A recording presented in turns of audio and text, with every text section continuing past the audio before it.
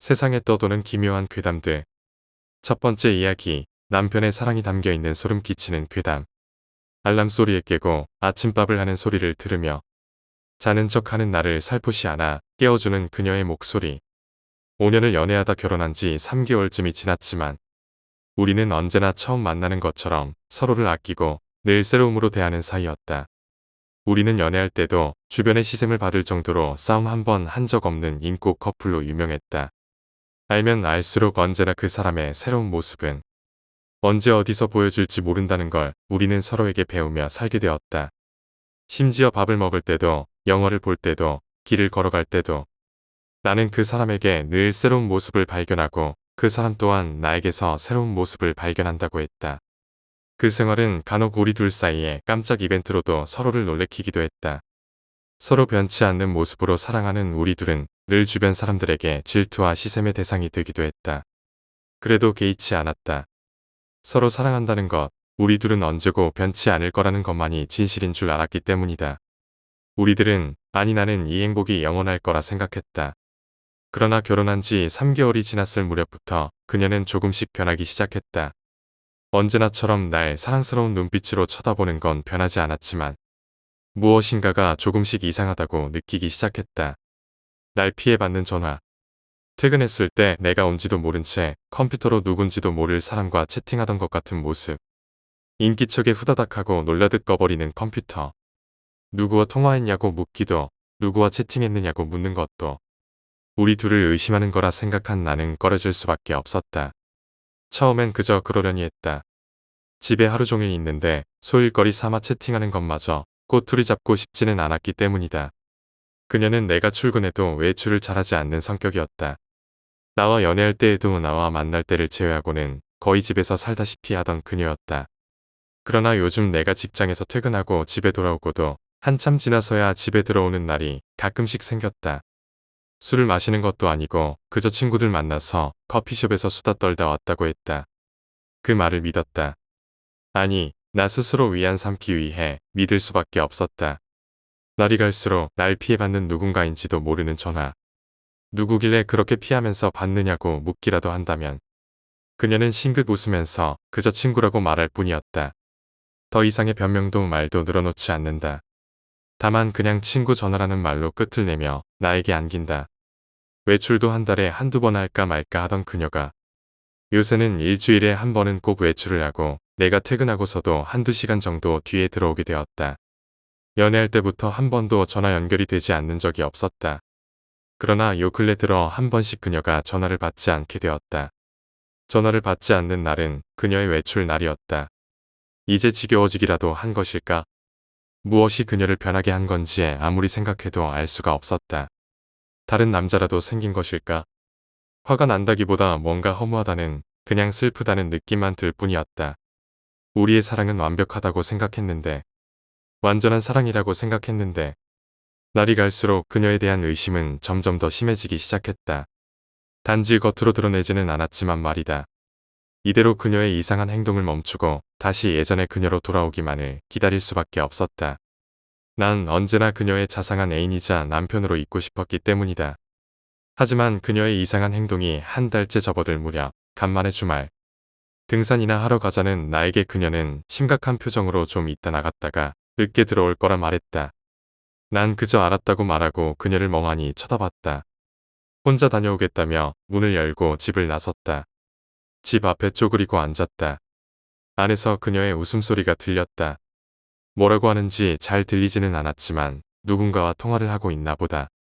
조금 전 나에게 심각한 표정으로 말하던 그녀가 누군가와는 웃으며 대화하고 있다. 갑자기 분노가 치밀어 올랐다. 등산도 잊은 채 난 집 앞에서 서성대기 시작했다. 2시간여를 그러고 있다가 집 안쪽에서 소리가 들렸다. 외출을 하려나 보다. 난 얼른 계단 위로 뛰어 올라간 직후 그녀가 집을 나왔다. 누군가에게 전화를 거는 것 같았다. 내 핸드폰을 확인해봤지만 아니었다. 어디 데이트라도 가는 사람처럼 미니스커트에 하이힐을 신고 살짝 진한 화장의 그녀. 좀만 기다려, 지금 내려가고 있어. 그이 왜 신경 쓰여? 혼자 등산 간다고 그러더니 아까 전에 나갔어. 글쎄, 요새 약간 눈치는 챈 것 같은데. 당연히 모르지. 우울해 보이긴 하던데. 불쌍하긴 준비는 다 됐어? 안 돼. 이때까지 비밀로 잘 해왔는데 그이 절대 눈치채면 안 돼. 우리도 조만간 끝내야지. 그이 몰래 이러는 것도 이제 지친다. 우리 그런 사이 아니었어? 됐어. 다 내려왔으니까 끊어. 뭔가 즐겁게 얘기하는 그녀의 모습과 약간 오해할 만한 내용의 전화통화를 들으며 내 이성은 점점 붕괴되어 가는 걸 느꼈다. 그녀 몰래 그녀를 미행하는 나의 심장은 심하게 요동치고 있었다. 아파트 1층 현관이 보이고 현관 앞에 대기하고 있던 차에 타는 그녀. 그녀를 데리러 온 사람은 다름 아닌 내 친구였다. 그녀가 탄 차가 움직이자 난 얼른 주차돼 있는 내 차로 달려가 따라갔다. 내가 뒤에 따라가고 있다는 건 꿈에도 모르는 듯. 그녀는 밝게 웃으며 수다 떠는 모습이 얼핏얼핏 보였다.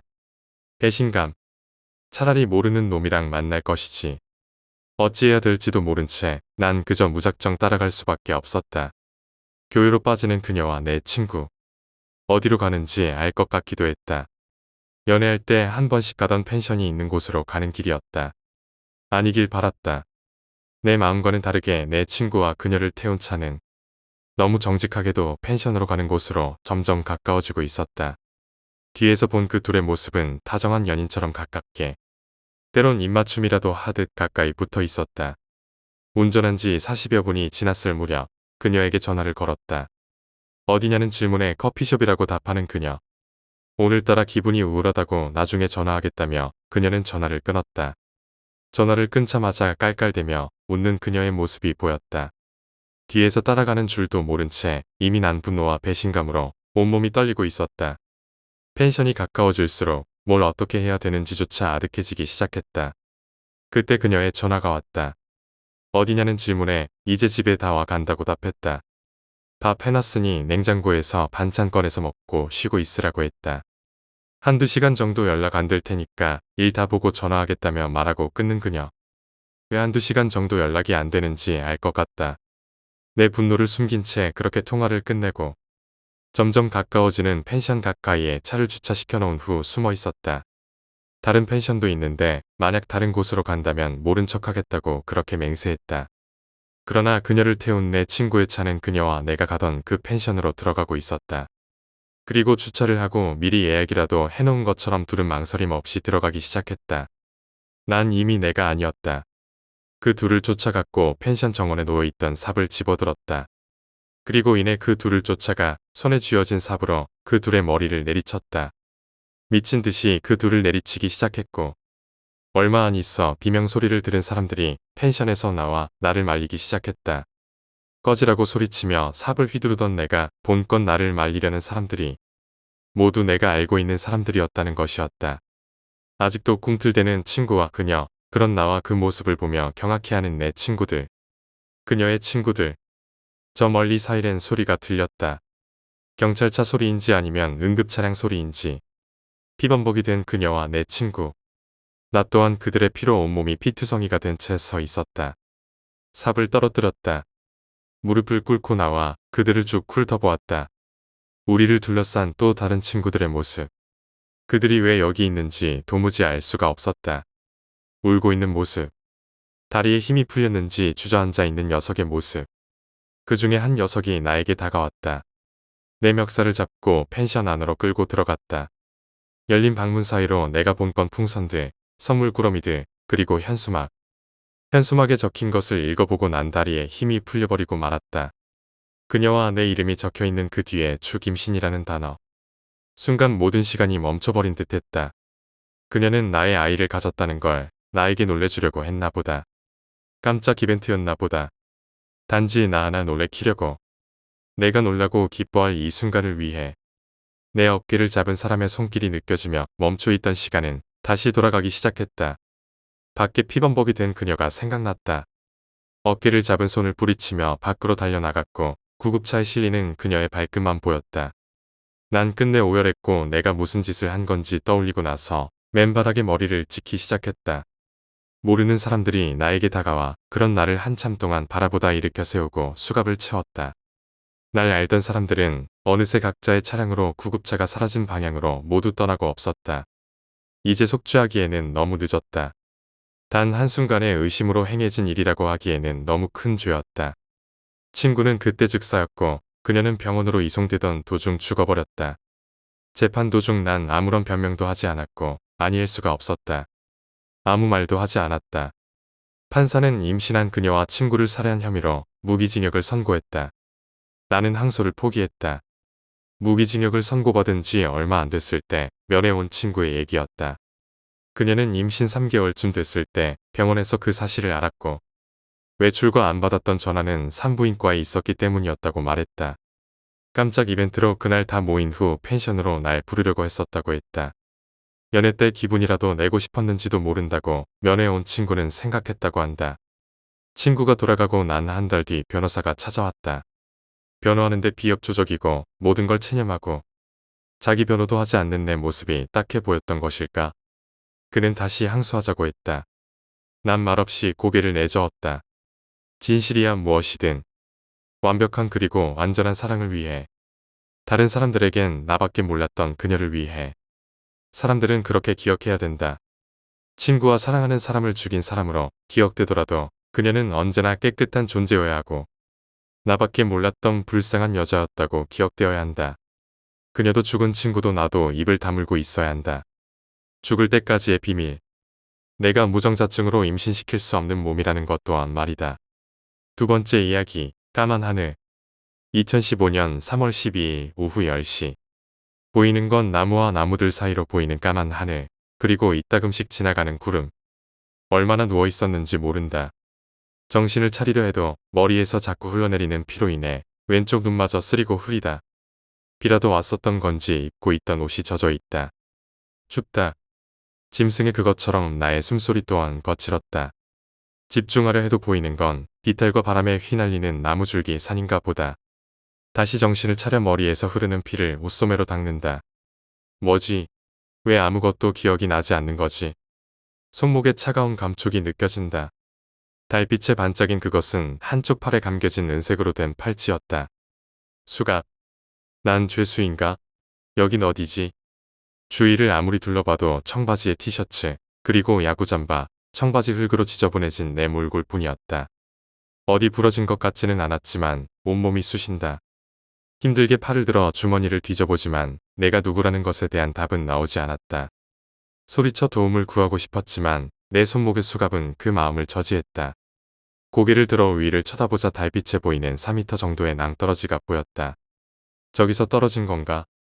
다행히도 바닥엔 돌도 없었고 비로 인해 땅도 무른 상태였다. 내가 누워있던 옆에 커다란 나무 뿌리가 땅에서 흉물스럽게 나와 있다. 저기에 부딪혔나 보다. 아무 기억도 나지 않는다. 찢어졌는지 아직도 흐르고 있는 머리의 피와 내 손목의 수갑이 현실로 날 이끈다. 머리가 아프다. 아무것도 기억나지 않는 현실과 어두운 이 공간이 날 두렵게 했다. 쫓기고 있는 것인가? 내가 무슨 죄를 저지른 거지? 오만 가지 생각이 머리를 헤집는다. 기억이 나지 않는다. 애꿎은 나무 뿌리를 걷어찬다. 발가락에 전해진 고통은 이내 다리 위까지 올라온다. 욕지기가 올라왔다. 고통이 사그라지자 이내 목마름과 배고픔이 날 덮쳤다. 얼굴을 찡그리며 조용히 주위를 살핀다. 어둠 속에서 한참을 그렇게 살피던 중 어디선가 물 흐르는 소리가 들린다. 물소리가 나는 곳을 향해 억지로 일어서서 좀비처럼 걸어갔다. 손목의 수갑 때문에 손목이 아프다. 티셔츠 밑 부분을 찢어 수갑과 손목 사이에 넣는다. 상처가 생겼는지 손목 부분이 쓰라렸다. 갈증이 더 심해져 물소리가 나는 곳을 찾아 움직인다. 생각보다 가까운 곳에 물이 흐른다. 허겁지겁 물을 마시고 머리를 물속에 담가 시원함을 느꼈다. 살았다. 물을 찾아서인가 아까의 긴장감은 사라졌고 나도 모르게 혼잣말이 튀어나왔다. 그 순간 수풀이 움직인다. 바람인가 보다 하고 생각하려다 다급히 몸을 숨겼지만 한 발 늦은 것 같다. 무언가 어둠 속에서 뛰쳐나와 날 밀쳐버렸고 난 이내 물에 처박히는 신세가 됐다. 날 밀쳐낸 뭔가는 이내 다시 공격하려는 듯 뛰어올랐다. 겨우 물에서 기어나와 그것을 피한 나는 공포감에 휩싸였고 목청이 터져라 외쳤다. 살려주세요. 그것의 움직임이 멈췄다. 한참을 잔뜩 얼굴을 찡그리며 거친 숨소리를 몰아쉰 채 얼굴을 두 팔로 막아서고 있는 볼성사나운 모습에 내가 흐르는 물에 비춰졌다. 그것이 다가오는 소리가 들린다. 살려주세요. 제발. 두 팔을 허우적거리며 무엇인지 알아보기 위해 애썼다. 뭐하냐? 뜻밖의 남자의 목소리가 들린다. 역시나 거친 숨소리가 들린다. 달빛에 어슴푸레 보인 그는 30대의 짧은 머리에 청바지에 검은 잠바를 입은 사내였다. 이 시간에 등산객은 아닌 것 같고 내 손목에 수갑. 그럼 난 진짜 범죄자인가? 이 사람은 날 잡으러 온 형사. 순간 오만 가지 생각이 다 든다. 그 순간 그 사내가 움직인다. 자수할게요. 제발 때리지 마세요. 자수라는 말에 흠칫거리다 잠시 생각하는 듯 보이던 그 사내가 뒷주머니에서 뭔가 반짝이는 걸 꺼낸다. 칼이라고 생각한 나는 심장이 쿵쾅거렸고 이내 아무 말도 없는 그 사내를 보며 주저앉아 버렸다. 살려주세요. 예? 살려주세요. 급기야 난 울음까지 터트려 버리고 말았다. 이놈아 그럴 거면 왜 그렇게 도망가? 너 때문에 온 산을 다 헤매고 다녔잖아. 그는 어정쩡하게 누워있는 나에게 다가와 내 손목에 수갑을 채웠다. 진짜 형사였나 보다. 난 도대체 무슨 죄를 저지른 거지? 나에게 수갑을 채운 그 사내는 이내 자기가 뛰쳐나왔던 곳에서 가방 하나를 주워온다. 그리고 이내 체념한 듯 아무렇게나 앉아있는 날 뒤로 한 채 뭔가를 꺼낸다. 예, 강 형사님 잡았습니다. 여기 노루목 인근이요. 금방 내려가겠습니다. 근데 이놈 이거 기억상실인지 그런 척하는 건지 상태가 좀 안 좋은데요. 알겠습니다. 금방 뵙겠습니다. 나를 힐끔거리며 전화통화를 하던 그 사내는 전화를 끊자 깊게 심호흡을 하며 다가왔다. 너 때문에 밥도 못 먹고. 그래도 잡았으니 1계급 특진은 따놨겠지. 난 힘없이 일어나다 현기증에 다시 쓰러졌다. 이놈 왜 이래? 머리에 피나네. 가지가지 한다 진짜. 그는 다시 가방을 열어 붕대를 꺼내 내 머리에 칭칭 감기 시작했고 물통을 꺼내 내 얼굴에 살짝 뿌렸다. 이내 정신을 차린 나에게 물통을 주고 나무에 기대게 해주었다. 그리고 맞은편 나무에 기대어 앉았다. 물끄러미 날 바라보는 그에게 난 조심스레 말을 걸었다. 저기, 제가 무슨 죄를 저질렀나요? 내 질문에 어이없다는 듯 피식 웃음을 터뜨리고는 자리에서 일어나 나에게 다가왔다. 장난치냐? 조영철 진짜 가지가지하네. 죽고 싶냐? 너 여기서 죽여도 국민들은 잘했다고 박수칠걸. 사내가 때린 머리 부위로 고통이 전해진다. 내 이름이 조영철이라고. 그 희대의 살인마. 18명을 죽이고 잡혔다가 오늘 탈옥했다는 그 살인마. 난 믿을 수 없다는 표정으로 그를 쳐다봤다. 이놈 이거 아주 맛이 갔구먼. 혀를 차며 그 사내는 나를 일으킨다. 저기 형사님, 뭔가 착각하신 것 같은데요. 저 그럴 만한 놈 아닙니다. 난 울먹거리는 목소리로 그에게 매달렸다. 아무도 없는 밤에 산속에서 둔탁한 소리가 들린다. 그럴 만한 놈이 아냐? 내가 죽인 사람들한테도 그런 말 해봐. 여기서 죽여버릴까 보다. 인정사정 없이 그의 발길질이 나의 몸 이곳저곳을 때린다. 온몸의 고통에 나도 모르게 비명을 내지른다. 내 비명 소리에 그의 발길질이 멈췄고 이내 가쁜 숨을 몰아쉰다. 너무 아파 움직일 수가 없다. 조용히 해라. 진짜 경찰만 아니었음 너 진즉에 죽었다. 더 맞을지도 모른다는 공포감에 난 눈물을 찔끔 흘렸다. 다시 내 머리통을 툭 치며 일어서라고 재촉한다. 움찔거리며 일어서 다리로 한 걸음씩 걷는다. 내가 살인자라는 생각에 저절로 다리가 후들거린다. 아무리 생각해도 난 누굴 죽였을 것 같지가 않았다. 생각해야 했다. 생각하면 할수록 뭔가가 이상하다고 느꼈다. 자신을 형사라고 말한 그 사내는 너무 여유롭다. 18명이나 살해한 놈 잡는데 혼자 온 것도 그렇고 지원도 안 온다. 한참을 내려가도 아무도 보이지 않는다. 혹시 내가 형사이고 이놈이 살인자인 건 아닌가? 라는 의구심마저 들었다. 어쨌든 길은 하나인 것처럼 보였다. 내가 살인자든 아니면 형사이든 어쨌든 혼자는 위험하다. 살인자라면 잡히면 다시 감옥에 들어갈 것이고 형사라면 지금 수갑까지 찬 상태에서 이놈에게 농락당하는 것이다. 난 그 녀석이 여유 부리는 틈을 타 몸을 부딪혔고 미친 듯이 내달렸다. 어두운 숲속 아직 해가 뜨려면 한참이나 남은 듯했지만 난 살기 위해 뛰었다. 뒤에서 욕설이 들린다. 그 녀석이 쫓아온다. 금방이라도 따라잡아 날 죽일 것처럼 느껴졌다. 식은땀이 비 오듯 쏟아진다. 난 미친 척하고 고래고래 소리를 지르며 산을 내려갔다.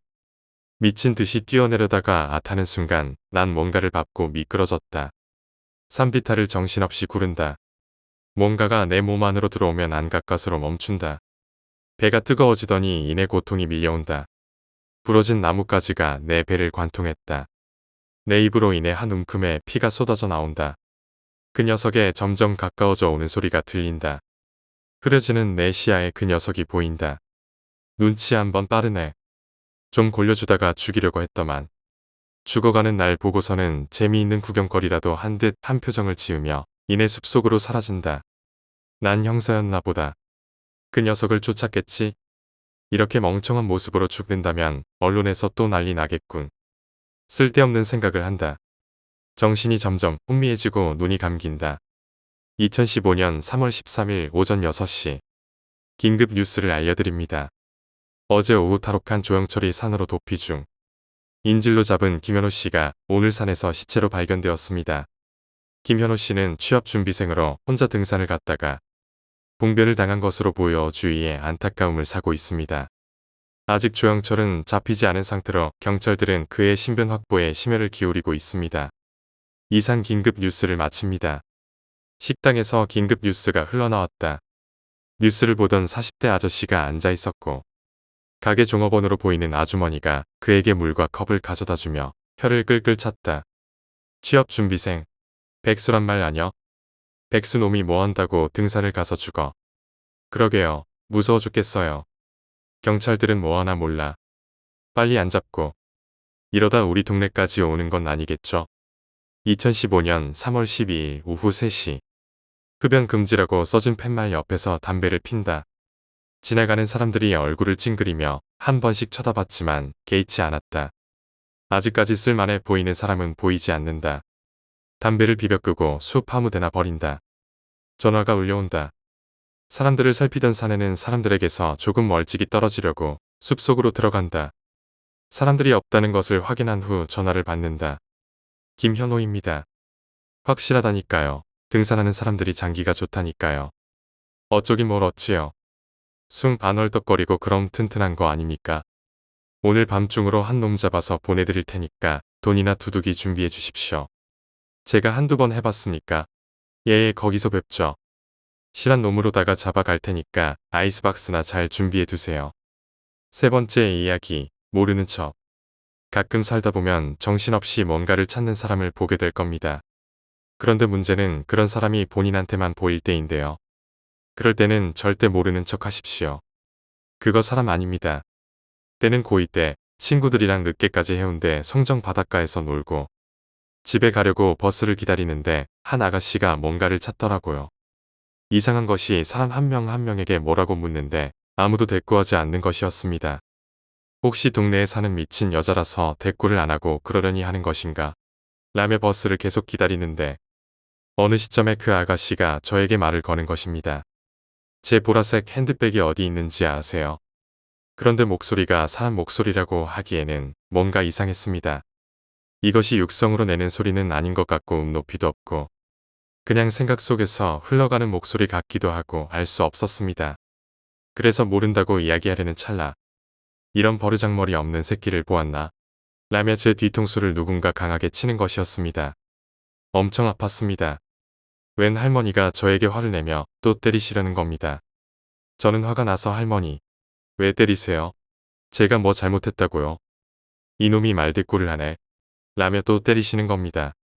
얼떨결에 버스가 오고 저와 친구를 비롯 할머니까지 모두 그 버스에 탔습니다. 그런데 저에게 말을 걸었던 여자만 타지 않았습니다. 더러운 기분에 창밖을 보며 궁시렁거리는데 아까 저를 때렸던 할머니께서 학생아, 아까 많이 놀랐지? 미안하다. 니한테 요망한 기 붙어가지고 내가 그거 떼어내려고 그랬다. 아까 그 여자 그게 사람 아니고 귀신이다. 나는 뭔 또라이 같은 소린지 그냥 더 이상 분란 일으키고 싶지 않고 솔직히 할머니도 오락가락 하시는 것 같아서 그냥 대답만 했습니다. 그런데 할머니께서 하시는 말씀이 만약 모른다고 대답했으면 찾아내라고 너한테 붙었을 거다. 그 요망한 게 붙으면 그때부터는 살 날 얼마 안 남는 거야. 조금 무서웠지만 그냥 말이 안 돼서 무시했어요.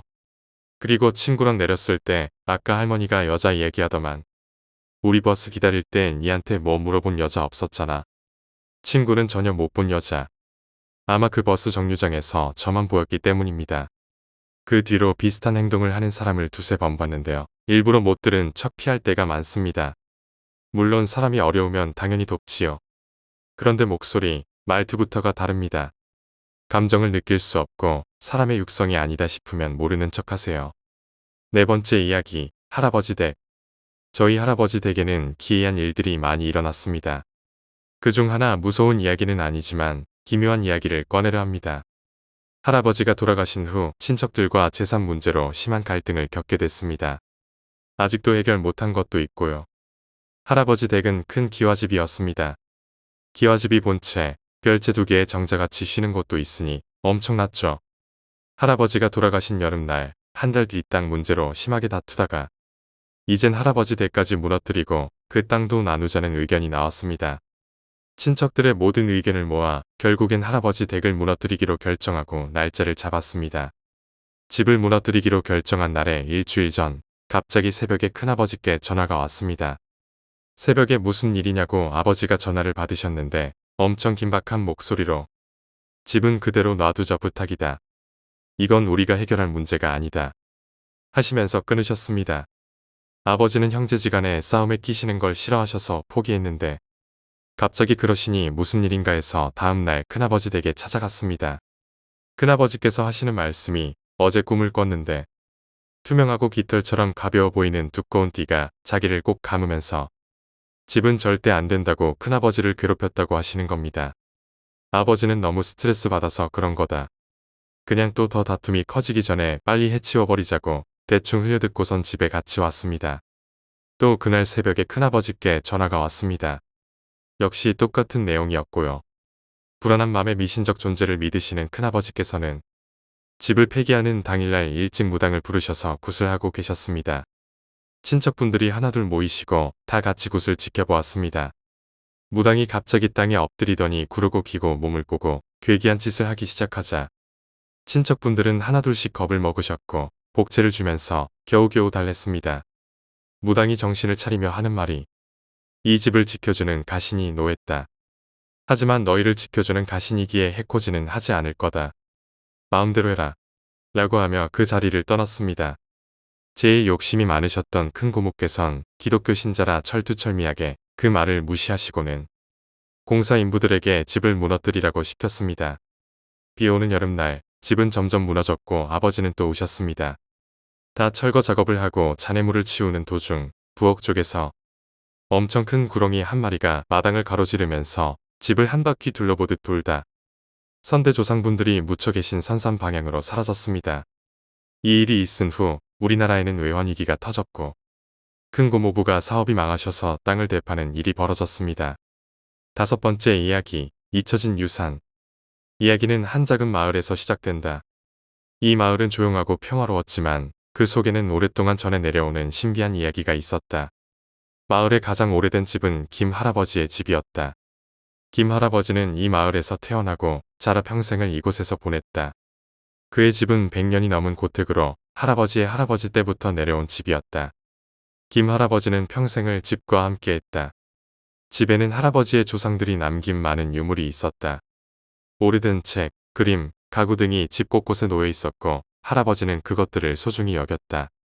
하지만 가장 중요한 유산은 집의 중심에 위치한 작은 방에 있었다. 그 방에는 할아버지의 조상들이 남긴 유언과 비밀들이 담긴 상자가 있었다. 할아버지는 항상 가족들에게 이 상자에 대해 말하곤 했다. 이 상자는 우리 가문의 역사가 담긴 중요한 유산이니 함부로 열지 말거라.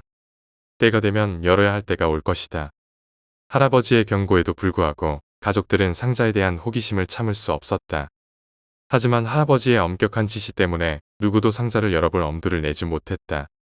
할아버지가 돌아가시기 몇 년 전 그는 상자에 대해 다시 이야기하기 시작했다. 이 상자에는 우리 가문의 비밀이 담겨 있다. 내가 죽으면 이 상자를 열어 그 비밀을 밝혀야 한다. 가족들은 할아버지의 말을 듣고 상자에 대한 궁금증이 더욱 커졌다. 하지만 할아버지는 상자의 열쇠를 항상 몸에 지니고 다녔기 때문에 상자를 열어볼 수 없었다. 할아버지가 돌아가신 날 가족들은 그의 유언을 듣고 상자를 열기로 결심했다.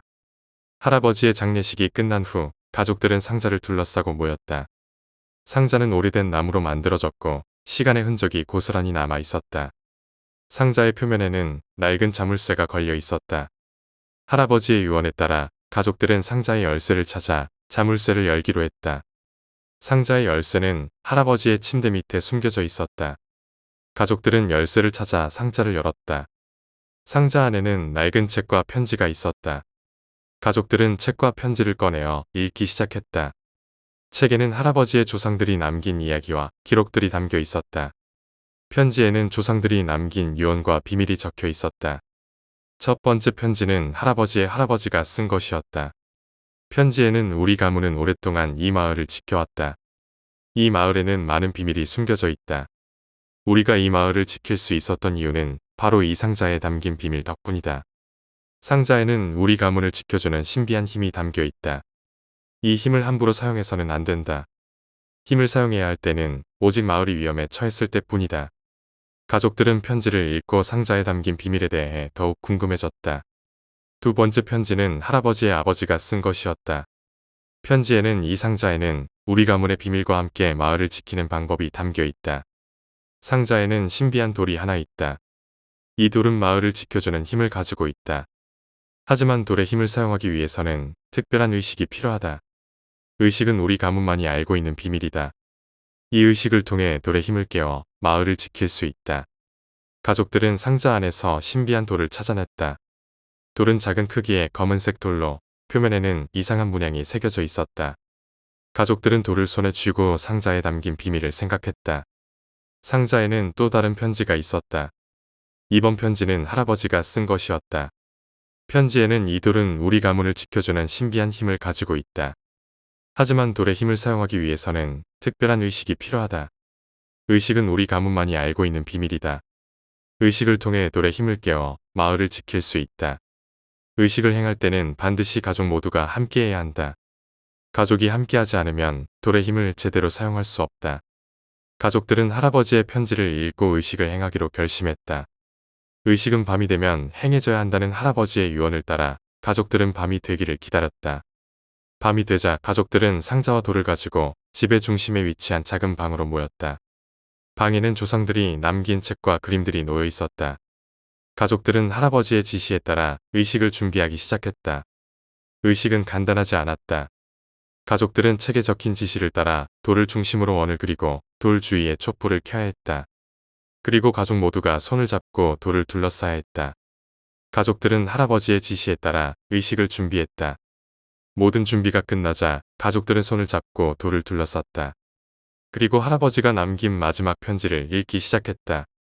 의식을 시작하려면 돌을 중심으로 원을 그리고 돌 주위에 촛불을 켜야 한다.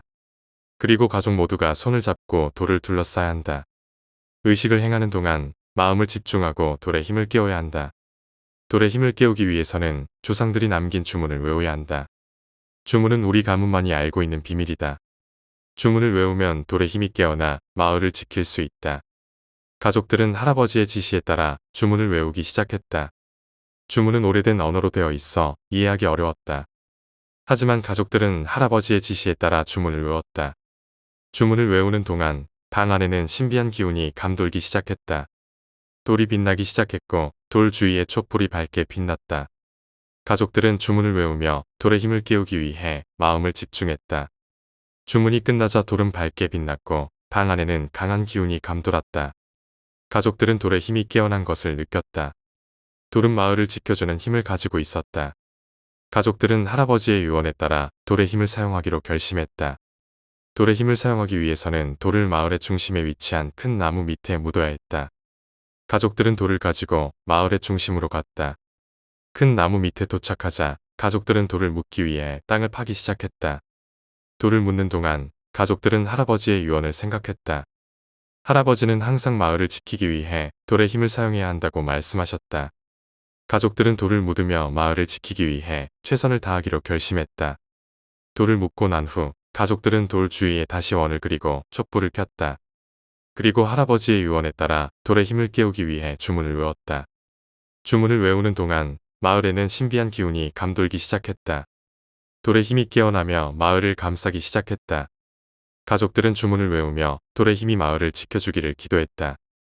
주문이 끝나자 마을에는 평화로운 기운이 감돌기 시작했다. 가족들은 돌의 힘이 깨어나 마을을 지켜주고 있음을 느꼈다. 그 후 마을에는 아무 일도 일어나지 않았다.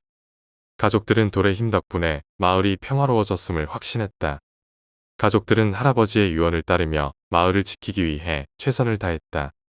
그리고 할아버지의 집은 다시 평화로운 마을의 일부분으로 돌아갔다. 하지만 시간이 지나면서 가족들은 돌의 힘을 잊어갔다. 돌의 존재와 그 힘에 대한 이야기는 점점 잊혀져 갔다. 할아버지의 집도 세월의 흐름 속에 조금씩 변해갔다. 가족들은 새로운 시대에 맞춰 집을 고치고 생활 방식을 바꾸며 살았다. 돌의 힘은 점점 잊혀져 갔지만 할아버지의 집은 여전히 마을의 중심에서 가족들을 지켜주고 있었다. 세월이 흘러 마을은 변했다. 새로운 세대가 태어나고 새로운 삶의 방식이 자리 잡았다. 하지만 할아버지의 집은 여전히 그 자리에 있었다. 그리고 그 집에는 여전히 가족들의 역사가 담긴 상자가 있었다. 상자는 할아버지의 유언과 함께 가족들에게 전해졌다. 상자 안에는 돌의 힘에 대한 이야기가 여전히 남아 있었다. 몇 세대가 지나고 마을에 다시 위기가 찾아왔다. 외부에서 온 개발 계획이 마을을 위협했다. 마을 사람들은 개발 계획에 반대하며 마을을 지키기 위해 노력했지만 상황은 쉽지 않았다. 그때 할아버지의 집에 살던 가족 중 한 명이 상자를 발견했다. 상자를 열어보니 돌의 힘에 대한 이야기가 담긴 책과 편지가 있었다. 가족은 상자를 읽으며 할아버지의 유언을 떠올렸다. 가족은 마을을 지키기 위해 돌의 힘을 사용하기로 결심했다. 돌은 여전히 마을의 중심에 위치한 큰 나무 밑에 묻혀 있었다. 가족은 할아버지의 지시에 따라 돌을 다시 꺼내기로 했다. 가족은 마을 사람들에게 돌의 힘에 대해 이야기하며 함께 의식을 행하기로 했다. 밤이 되자 가족과 마을 사람들은 돌을 꺼내 마을의 중심으로 모였다. 가족은 할아버지의 유언에 따라 의식을 준비했다. 모든 준비가 끝나자 가족과 마을 사람들은 손을 잡고 돌을 둘러쌌다. 그리고 할아버지가 남긴 마지막 편지를 읽기 시작했다. 의식을 시작하려면 돌을 중심으로 원을 그리고 돌 주위에 촛불을 켜야 한다. 그리고 모두가 손을 잡고 돌을 둘러싸야 한다. 의식을 행하는 동안 마음을 집중하고 돌의 힘을 깨워야 한다. 돌의 힘을 깨우기 위해서는 조상들이 남긴 주문을 외워야 한다. 주문은 우리 가문만이 알고 있는 비밀이다. 주문을 외우면 돌의 힘이 깨어나 마을을 지킬 수 있다. 가족과 마을 사람들은 할아버지의 지시에 따라 주문을 외우기 시작했다. 주문은 오래된 언어로 되어 있어 이해하기 어려웠다. 하지만 가족과 마을 사람들은 할아버지의 지시에 따라 주문을 외웠다. 주문을 외우는 동안 마을에는 신비한 기운이 감돌기 시작했다. 돌이 빛나기 시작했고 돌 주위에 촛불이 밝게 빛났다. 가족과 마을 사람들은 주문을 외우며 돌의 힘을 깨우기 위해 마음을 집중했다. 주문이 끝나자 돌은 밝게 빛났고 마을에는 강한 기운이 감돌았다. 가족과 마을 사람들은 돌의 힘이 깨어난 것을 느꼈다. 돌은 마을을 지켜주는 힘을 가지고 있었다. 가족과 마을 사람들은 할아버지의 유언에 따라 돌의 힘을 사용하기로 결심했다. 돌의 힘을 사용하기 위해서는 돌을 다시 마을의 중심에 위치한 큰 나무 밑에 묻어야 했다. 가족과 마을 사람들은 돌을 가지고 큰 나무 밑으로 갔다. 돌을 묻는 동안 가족과 마을 사람들은 할아버지의 유언을 생각했다. 할아버지는 항상 마을을 지키기 위해 돌의 힘을 사용해야 한다고 말씀하셨다. 가족과 마을 사람들은 돌을 묻으며 마을을 지키기 위해 최선을 다하기로 결심했다. 돌을 묻고 난 후 가족과 마을 사람들은 돌 주위에 다시 원을 그리고 촛불을 켰다. 그리고 할아버지의 유언에 따라 돌의 힘을 깨우기 위해 주문을 외웠다. 주문을 외우는 동안 마을에는 신비한 기운이 감돌기 시작했다. 돌의 힘이 깨어나며 마을을 감싸기 시작했다. 가족과 마을 사람들은 주문을 외우며 돌의 힘이 마을을 지켜주기를 기도했다. 주문이 끝나자 마을에는 평화로운 기운이 감돌기 시작했다. 가족과 마을 사람들은 돌의 힘이 깨어나 마을을 지켜주고 있음을 느꼈다. 그 후 마을에는 개발 계획이 중단되었고 마을 사람들은 평화롭게 살아갈 수 있었다. 가족과 마을 사람들은 할아버지의 유언을 따르며 마을을 지키기 위해 최선을 다했다. 할아버지의 집은 다시 평화로운 마을의 일부분으로 돌아갔다. 마을 사람들은 돌의 힘을 기억하며 마을을 지켜나갔다. 시간이 흘러도 할아버지의 집과 상자는 여전히 마을의 중심에 있었다. 그리고 그 집에는 여전히 가족들의 역사가 담긴 상자가 있었다. 상자는 할아버지의 유언과 함께 가족들에게 전해졌다. 상자 안에는 돌의 힘에 대한 이야기가 여전히 남아 있었다. 가족과 마을 사람들은 상자와 돌의 힘을 기억하며 마을을 지켜나갔다. 마을은 다시 평화롭고 조용한 일상으로 돌아갔다. 하지만 가족과 마을 사람들은 돌의 힘을 잊지 않았다. 언제든 마을의 위기가 찾아올 때 돌의 힘을 사용해 마을을 지킬 수 있다는 것을 알았다. 할아버지의 유언과 돌의 힘은 가족과 마을 사람들에게 큰 힘이 되었다. 그리고 그 힘은 세대를 넘어 계속해서 마을을 지켜주었다. 가족과 마을 사람들은 할아버지의 유산을 소중히 여기며 마을을 지켜나갔다.